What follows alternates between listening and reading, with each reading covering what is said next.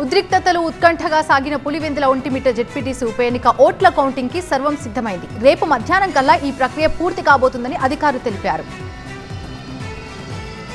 Pulivendula Vontimitta ZPTC ఉప ఎన్నిక ఓట్ల లెక్కింపు కోసం ఏర్పాట్లు పూర్తయ్యాయి. Maulana Azad national Urdu university polytechnic కళాశాలలో కౌంటింగ్ సెంటర్ ఏర్పాటు చేశారు. కౌంటింగ్ సిబ్బందికి జాయింట్ కలెక్టర్ అదితి సింగ్ సూచనలు చేశారు. పులివెందులలో మొత్తం ఓట్లు 10,601 కాగా 8,103 ఓట్లు పోలయ్యాయి.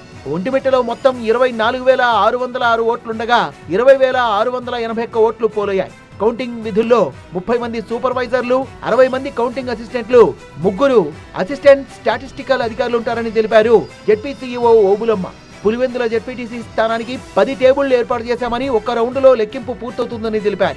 ఒంటిమిట్ట జెడ్పీటీసీ స్థానానికి 10 టేబుళ్లు ఏర్పాటు చేయగా 2 రౌండ్లలో లెక్కింపు పూర్తవుతుందని వివరించారు.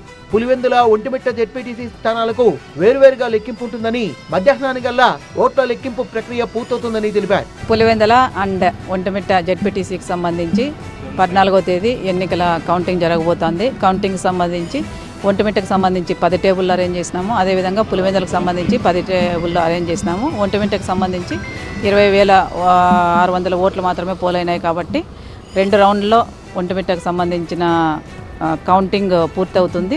అదేవిధంగా పులివెందులకు కూడా 10 టేబుళ్ళు వేసినాం కాబట్టి ఒక రౌండ్లోనే కౌంటింగ్ పూర్తవుతుంది. కౌంటింగ్ సిబ్బంది దాదాపు 150 మంది వరకు ఉన్నారు. మరోవైపు పులివెందుల జెడ్పీటీసీ స్థానంలో రీపోలింగ్ ప్రశాంతంగా ముగిసింది. అవకతవకలు జరిగాయనే ఫిర్యాదుల నేపథ్యంలో అచ్చవెల్లి, ఈ కొత్తపల్లెల్లో రీపోలింగ్ నిర్వహించారు. పులివెందుల్లో రీపోలింగ్ ను వైసీపీ బహిష్కరించింది. కోర్టుకు వివరాలని సమర్పించేందుకే 2 చోట్ల రీపోలింగ్ జరిపారని ఆరోపించారు.